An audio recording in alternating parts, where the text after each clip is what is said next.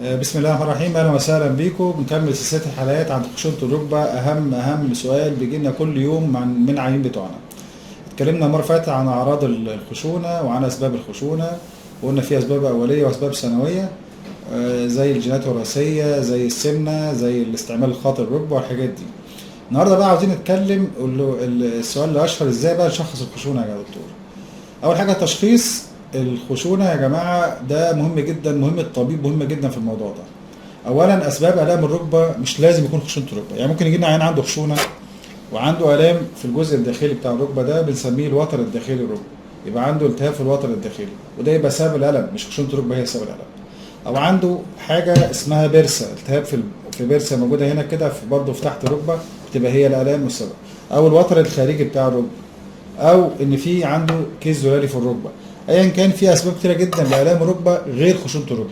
فتقييم الطبيب للحاله ده مهم جدا، بيكشف على العيان ويعرف اذا كان الالم سببه خشونه الركبه ولا سببه حاجات تانية بجوار الركبه. وقد يكون تسميع من حاجه تانية، يعني بعض الناس بيقول لنا التهاب في الحوض ومسمع في الركبه، او عنده تآكل في راس الحوض ومسمع في الركبه ومتشخص غلط ان هو عنده خشونه.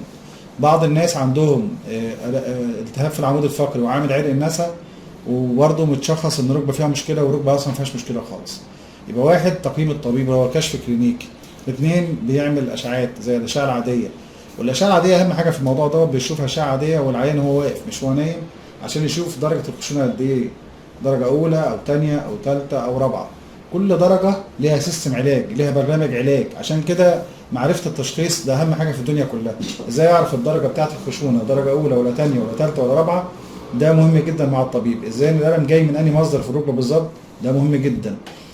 بعض الناس بيحتاجوا بعض الفحوصات زي تحليل الدم بتاعه الالتهابات زي سرعه الترسيب والسي ار بي، وبعض الناس بيحتاجوا اشعه زي الرنين في بعض الحالات الخاصه. الرنين نادرا جدا ما نعمله في خشونه الركبه الا اذا كان حاجه مهمه جدا في ركبه واحده حصل فيها مشكله مش عارفين نوصل لها، حاجه غير موضوع الخشونه. وان شاء الله نكمل في حلقه ثانيه، والسلام عليكم ورحمه الله وبركاته.